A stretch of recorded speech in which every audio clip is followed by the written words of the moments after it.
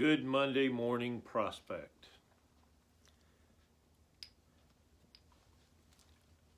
Many of you have heard me say that I am over coronavirus. And when I say that, I want to make sure everybody understands that it's not that I don't believe that it's severe or serious or real. It's that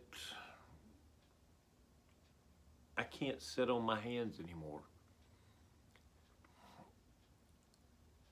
James has an interesting commentary on followers of Christ. And you all know this one. It says, "Be doers of the word and not only hearers who mislead themselves."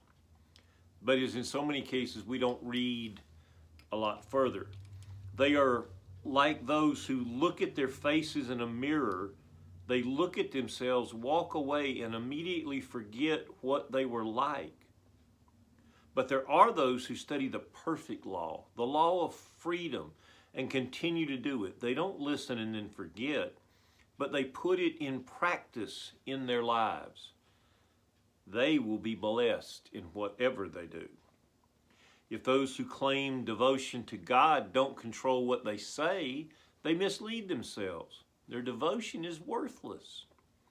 True devotion, the kind that is pure and faultless before God the Father, is this: to care for orphans and widows in their difficulties and to keep the world from contaminating us. One of the things, if you're participating in the Wednesday night Bible study, that the professor who is teaching it has made clear, we think of widows and orphans one way. In biblical times, widows were non-entities because in that culture, a woman got her rights and privileges from her father first, and when she was married, she got it from her husband, and when her sons were born, she got her rights and privileges, her worth to society as the mother of her sons. So if she didn't have any of those things,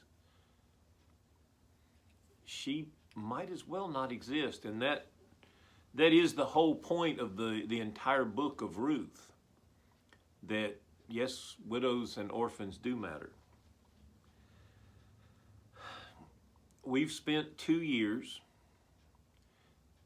being good citizens, being faithful, trying our best to do the things that the people are asking us to do.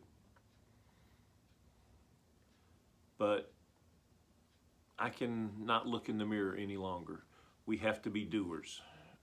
So we're going to be doers.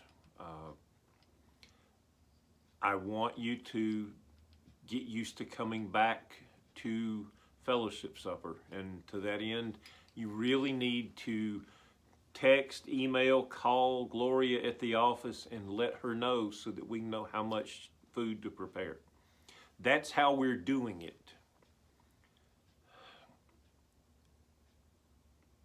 I also want you to know, I want you to desire what James was talking about, that it's not just the widows and the orphans. There is an abundance of ministry that is out there, and we have to be about doing it. There are people who are hurt and hurting. I got a call from a daughter who was talking about her father, who is a member, who is less able to get around and needs the church. And I hadn't thought about it, and she was right, so I told her we would consider it. how many people are there who are like that in our neighborhoods, in our lives? We have to be doers of the word. Being a disciple is more than being a Christian. Being a Christian is somebody who knows Jesus. Being a disciple is someone who is not only a follower, but devoted. Yesterday, in my sermon illustrations, I had a picture of someone who was committed, who was all in. They had leapt out into space. Once you take that leap, you can't go back. You're committed. That's what Jesus asks us to do. Take that leap of faith. Make that first step. He promises to be with us. All we have to do is step out. So, Prospect, it's time to step up and step out. God bless you all.